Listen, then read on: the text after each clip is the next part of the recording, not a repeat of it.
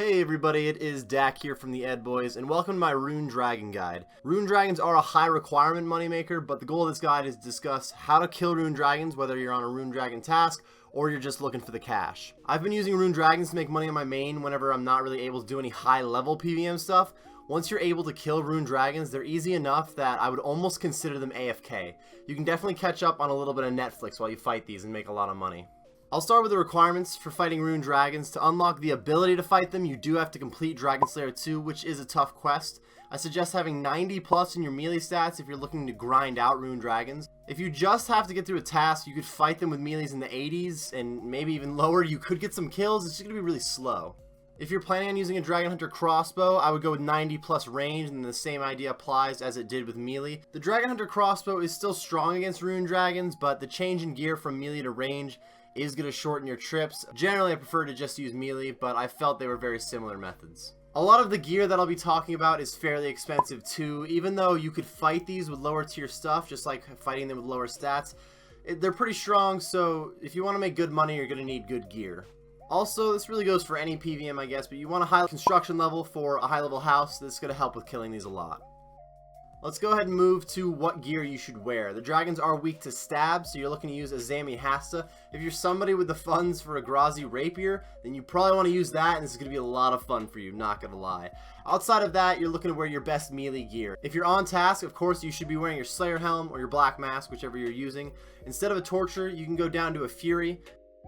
If you're good enough to get an Inferno Cape, I would use one of those. And a lot of people use an Artie Cloak, which is not bad for your stab bonus for accuracy. And then, of course, that prayer bonus, I go for the Fire Cape myself.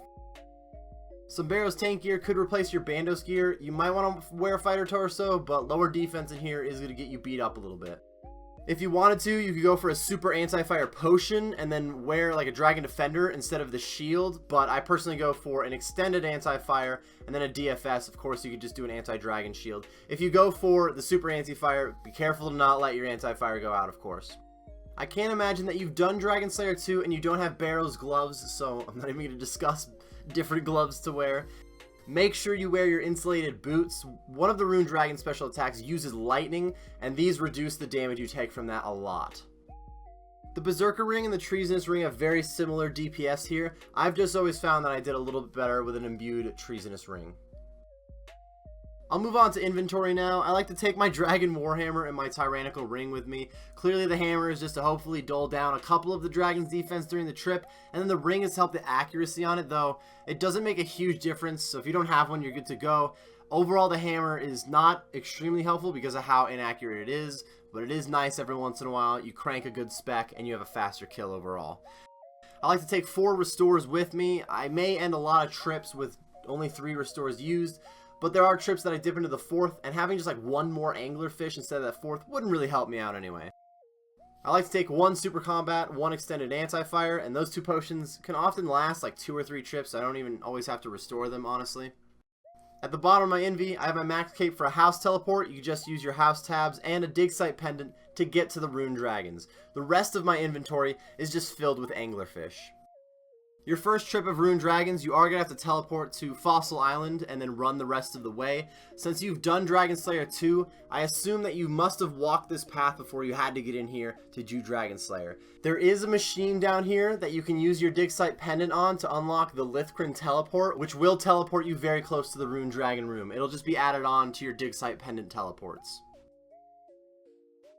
I usually bank at the Crafting Guild, but if you don't have the Crafting Cape Telly, you can use your jewelry box in your house or even just a dueling ring to teleport to the Castle Wars Bank. I teleport to Lithcrin and then make my way to the Dragons. Quick prayers usually have Protect from Mage, Piety, and Preserve. Sip your super combat and your anti-fire, go ahead and turn your prayer on and run inside. I usually only spec a single dragon 1 time, whether I hit or not.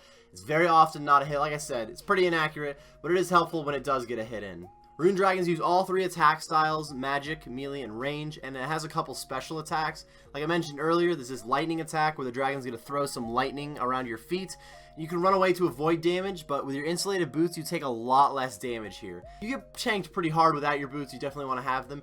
You can kind of increase your trips by running away from the damage. I'm usually pretty AFK in here, so I'm not going to lie. I don't normally run away from it. They also have a healing attack that is going to heal as much damage as it deals. There's not really much you can do about the healing attack though, so it just kind of is a bummer. Overall, this makes the fight really easy. You can just stand there and tank that lightning attack if you're not feeling it, and all you have to do is watch your health. If you want it to be a little bit more click intensive, it's just running from the lightning attack. It's, for the most part, AFK. They can hit pretty hard, so you gotta watch, but overall on a couple trips, you'll see that it doesn't really take much to kill them. I land between 5 and 8 kill trips. 8 kills is kind of a lot, especially with filling up the inventory space, and I definitely have had a couple of trips land at like 4 kills if I was having a tough time.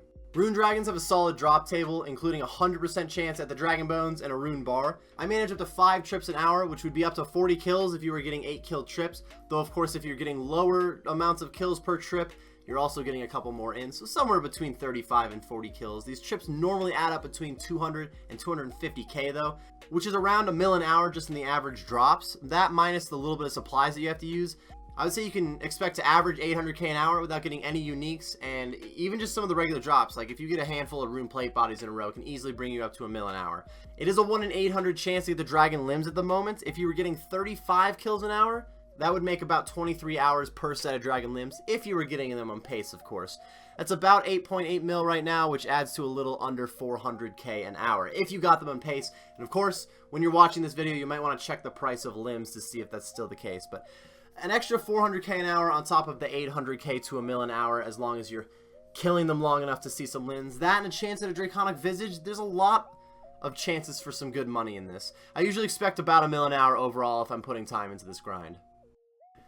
That's really about all I feel I need to say about fighting Rune Dragons. If you have any questions still, or some tips of your own on killing Rune Dragons, be sure to leave them in the comments section below so I can get back to you as soon as possible. Thank you very much for watching this video, everybody, and best of luck on your Rune Dragon grind.